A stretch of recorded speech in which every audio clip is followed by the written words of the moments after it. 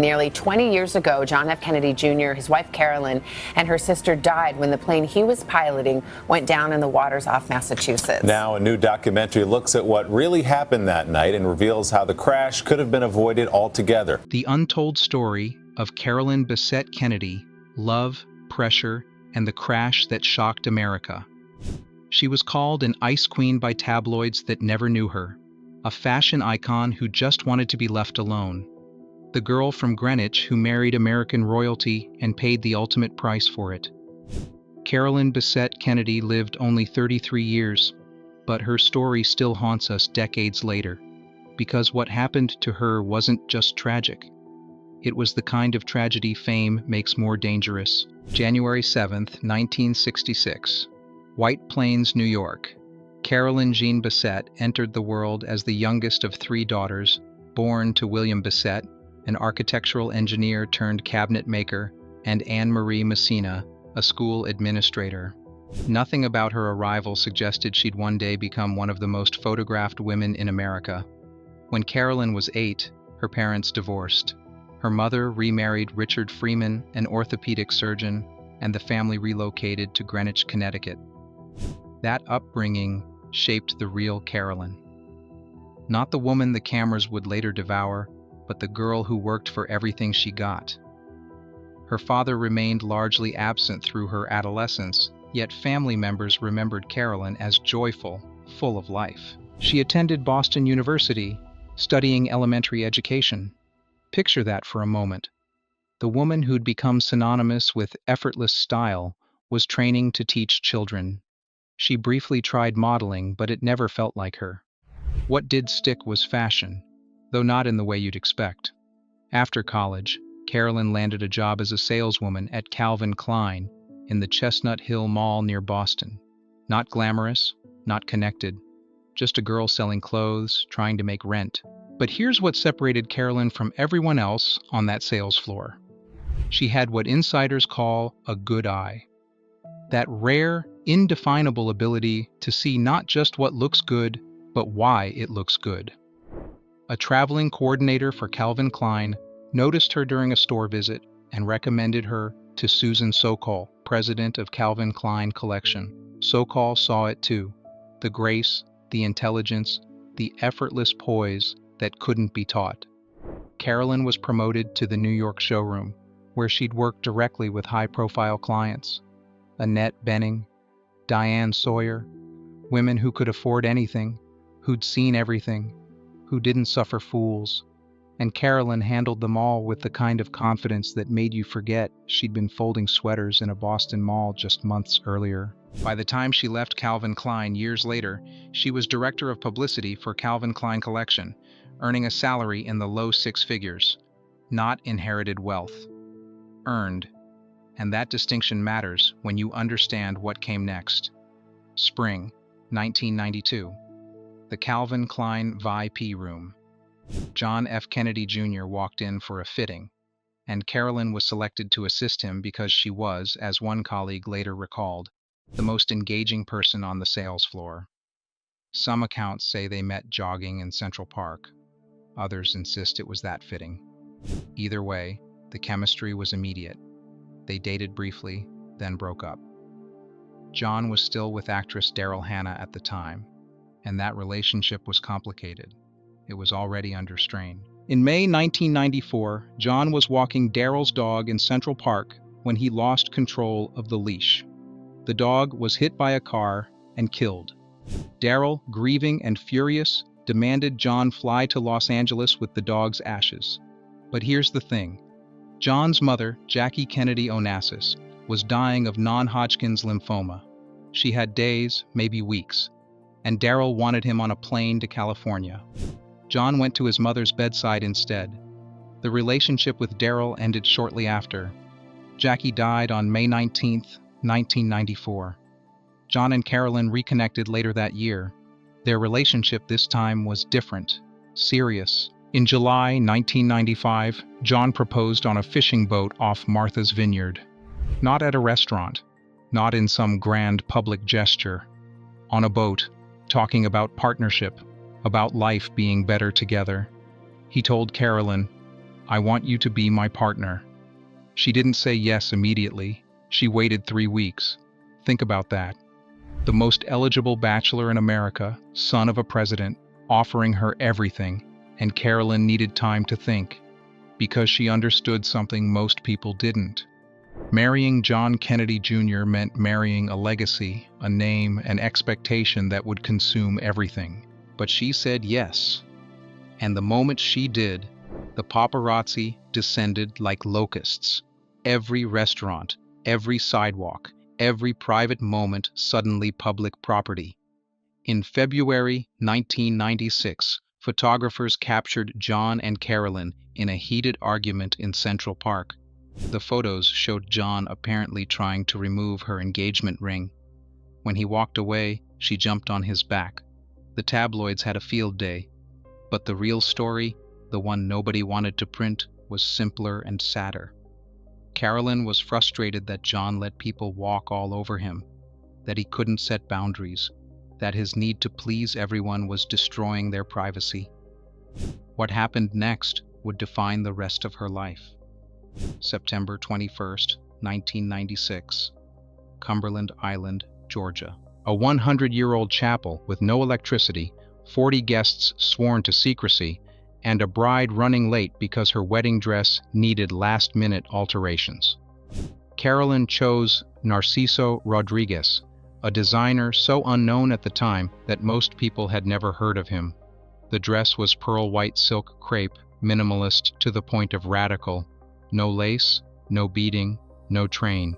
Just fabric and a woman who understood that elegance didn't need embellishment. By the time she arrived at the First African Baptist Church, the sun was setting. The chapel had to be lit entirely with candles. The officiant used a flashlight to read the vows. Caroline Kennedy, John's older sister, served as matron of honor. Anthony Radziwill, John's cousin, was best man. Guests were given discreet entry tokens to preserve secrecy. One of the best-kept secrets of modern time, according to Carol Radziwill, who was there. The wedding stayed secret for exactly 3 days. Then the photos leaked, and the world lost its mind. That dress became iconic instantly. Not because it was expensive or ornate, but because it represented something fashion had forgotten.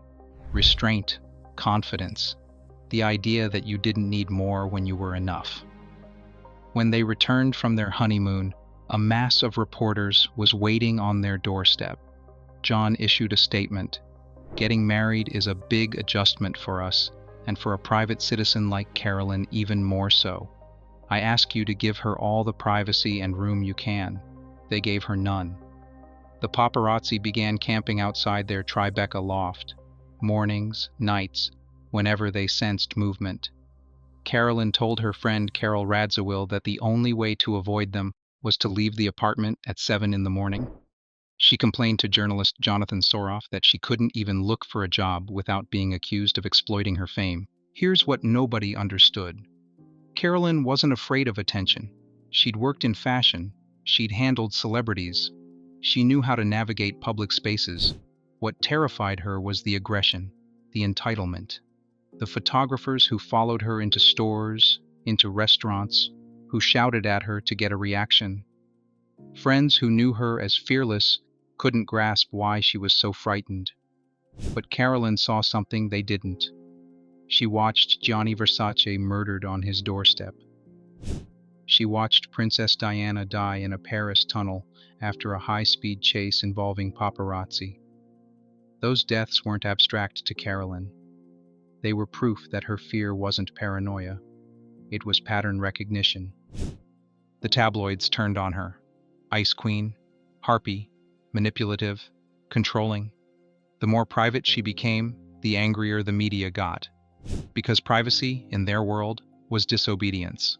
She quit her job at Calvin Klein, stopped going out, spent most of her time in the Tribeca loft with a small, trusted group of friends.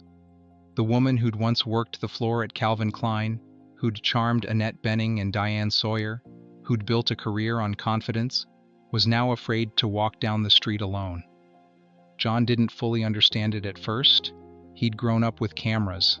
They were background noise to him. But Carolyn hadn't. And the difference between growing up watched and suddenly being watched is the difference between swimming and drowning. Their marriage wasn't failing, but it was straining under weight it was never designed to carry. By 1999, things had shifted.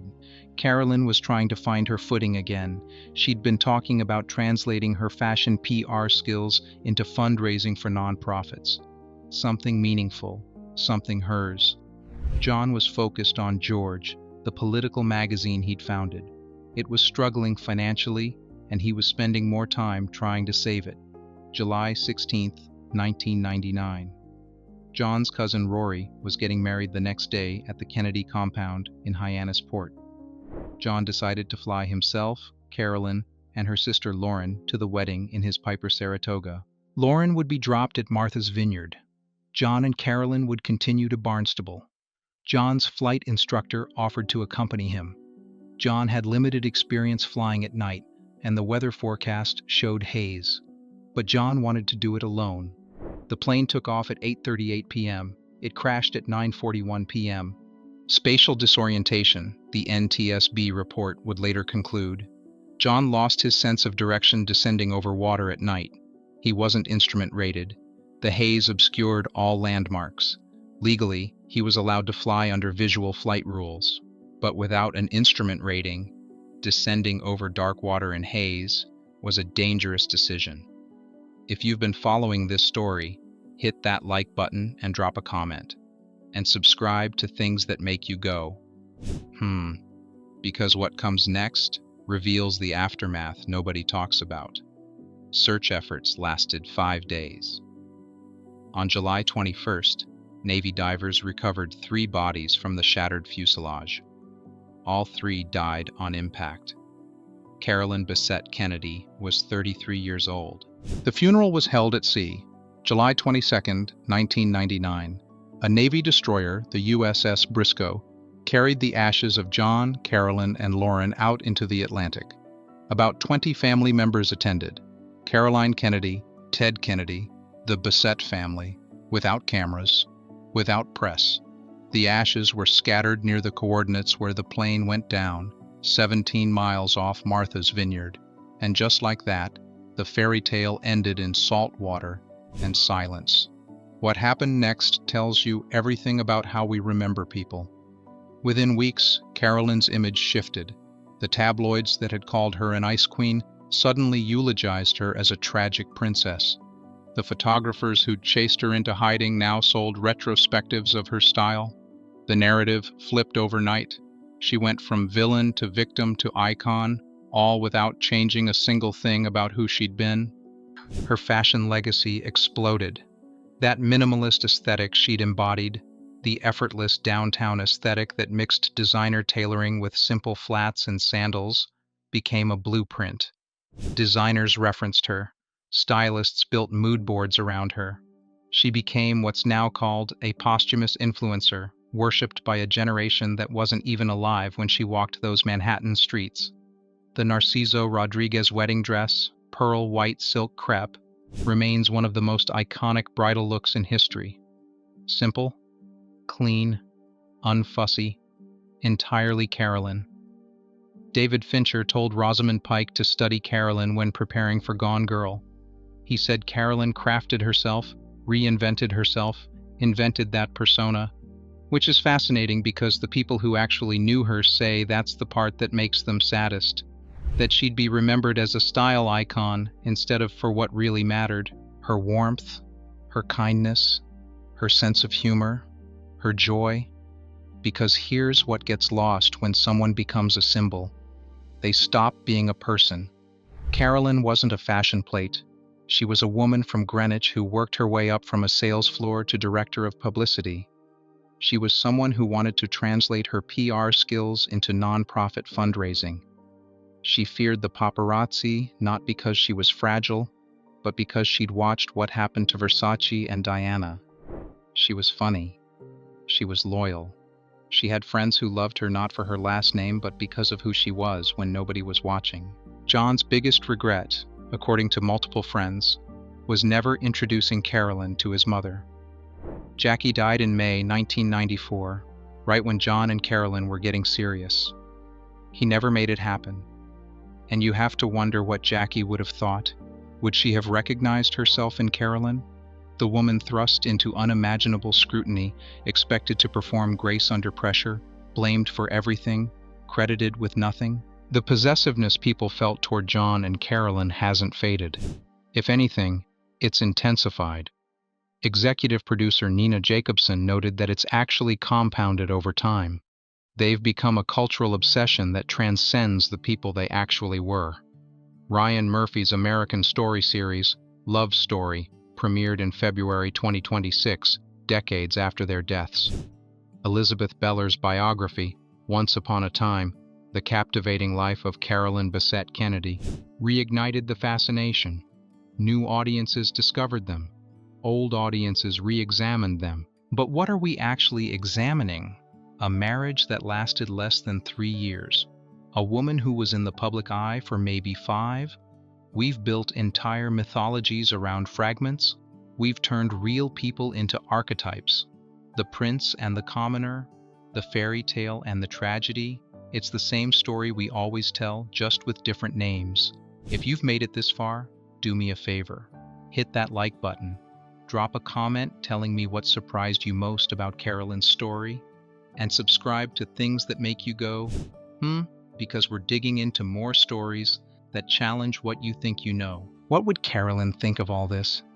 The worship, the retrospectives, the way her image gets recycled every few years as aspirational minimalism? We'll never know. She didn't ask to be a symbol. She wanted privacy. She wanted a career that mattered. She wanted to walk down the street without being followed. She got none of that. Not in life, not in death. The crash site is unmarked. The ocean doesn't memorialize. There's no gravestone, no physical place where people can go to remember.